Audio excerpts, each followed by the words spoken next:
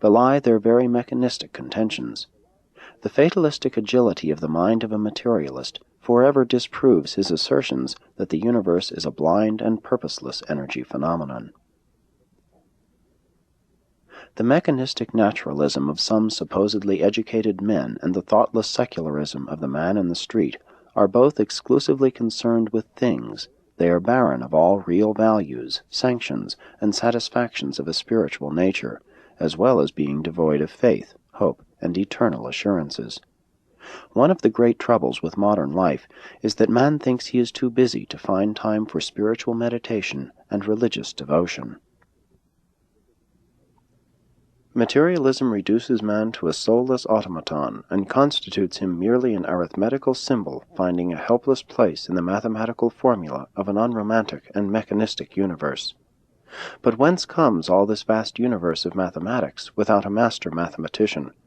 Science may expatiate on the conservation of matter, but religion validates the conservation of men's souls. It concerns their experience with spiritual realities and eternal values.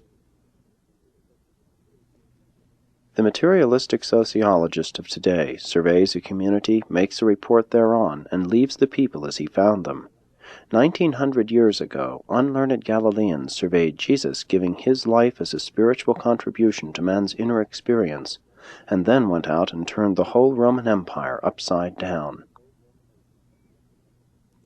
But religious leaders are making a great mistake when they try to call modern man to spiritual battle with the trumpet blasts of the Middle Ages. Religion must provide itself with new and up-to-date slogans. Neither democracy nor any other political panacea will take the place of spiritual progress. False religions may represent an evasion of reality, but Jesus in his gospel introduced mortal man to the very entrance upon an eternal reality of spiritual progression.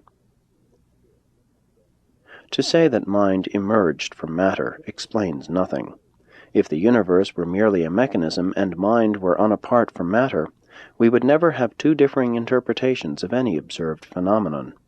The concepts of truth, beauty, and goodness are not inherent in either physics or chemistry. A machine cannot know, much less know truth, hunger for righteousness, and cherish goodness.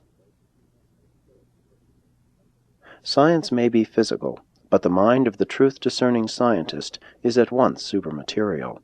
Matter knows not truth, neither can it love mercy, nor delight in spiritual realities. Moral convictions based on spiritual enlightenment and rooted in human experience are just as real and certain as mathematical deductions based on physical observations, but on another and higher level. If men were only machines, they would react more or less uniformly to a material universe. Individuality, much less personality, would be non-existent. The fact of the absolute mechanism of paradise at the center of the universe of universes, in the presence of the unqualified volition of the second source and center, makes forever certain that determiners are not the exclusive law of the cosmos. Materialism is there, but it is not exclusive. Mechanism is there, but it is not unqualified. Determinism is there, but it is not alone. The finite universe of matter would eventually become uniform and deterministic but for the combined presence of mind and spirit. The influence of the cosmic mind constantly injects spontaneity into even the material worlds. Freedom or initiative in any realm of existence is directly proportional to the degree of spiritual influence and cosmic mind control. That is, in human experience, the degree of the actuality of doing the Father's will. And so, when you once start out to find God, that is the conclusive proof that God has already found you.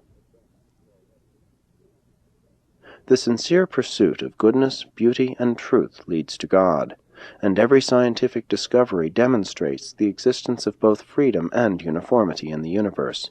The discoverer was free to make the discovery. The thing discovered is real and apparently uniform, or else it could not have become known as a thing. 7. The vulnerability of materialism.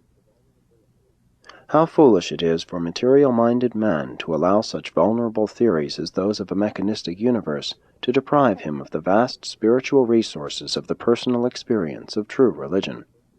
Facts never quarrel with real spiritual faith. Theories may.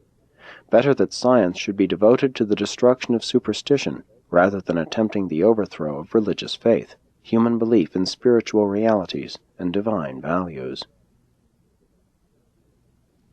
Science should do for man materially what religion does for him spiritually, extend the horizon of life and enlarge his personality.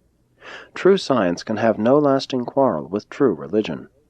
The scientific method is merely an intellectual yardstick wherewith to measure material adventures and physical achievements.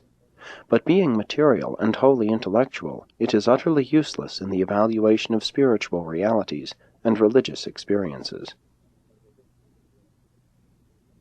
The inconsistency of the modern mechanist is, if this were merely a material universe and man only a machine, such a man would be wholly unable to recognize himself as such a machine, and likewise would such a machine man be wholly unconscious of the fact of the existence of such a material universe.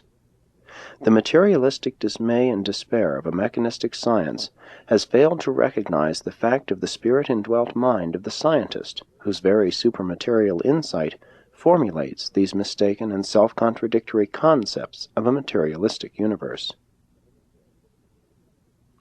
Paradise values of eternity and infinity, of truth, beauty, and goodness, are concealed within the facts of the phenomena of the universes of time and space. But it requires the eye of faith in a spirit-born mortal to detect and discern these spiritual values. The realities and values of spiritual progress are not a psychologic projection, a mere glorified daydream of the material mind. Such things are the spiritual forecasts of the indwelling adjuster, the Spirit of God living in the mind of man. And let not your dabblings with the faintly glimpsed findings of relativity disturb your concepts of the eternity and infinity of God. And in all your solicitation concerning the necessity for self-expression, do not make the mistake of failing to provide for a juster expression, the manifestation of your real and better self. If this were only a material universe, material man would never be able to arrive at the concept of the materialistic character of such an exclusively material existence. This very mechanistic concept of the universe is in itself a non-material phenomenon of mind, and all mind is of non-material origin, no matter how thoroughly it may appear to be materially conditioned and mechanistically controlled. The partially evolved mental mechanism of mortal man is not over-endowed with consistency and wisdom. Man's conceit often outruns his reason and eludes his logic. The very pessimism of the most pessimistic materialist is, in and of itself, sufficient proof that the universe of the pessimist is not wholly material. Both optimism and pessimism are concept reactions in a mind conscious of values as well as of facts. If the universe were truly what the materialist regards it to be, man as a human machine would then be devoid of all conscious recognition of that very fact. Without the consciousness of the concept of values within the spirit-born mind, the fact of universe materialism and the mechanistic phenomena of universe operation would be wholly unrecognized by man. One machine cannot be conscious of the nature or value of another machine. A mechanistic philosophy of life and the universe cannot be scientific because science recognizes and deals only with materials and facts. Philosophy is inevitably superscientific. Man is a material fact of nature, but his life is a phenomenon which transcends the material levels of nature in that it exhibits the control attributes of mind and the creative qualities of spirit. The sincere effort of man to become a mechanist represents the tragic phenomenon of that man's futile effort to commit intellectual and moral suicide, but he cannot do it.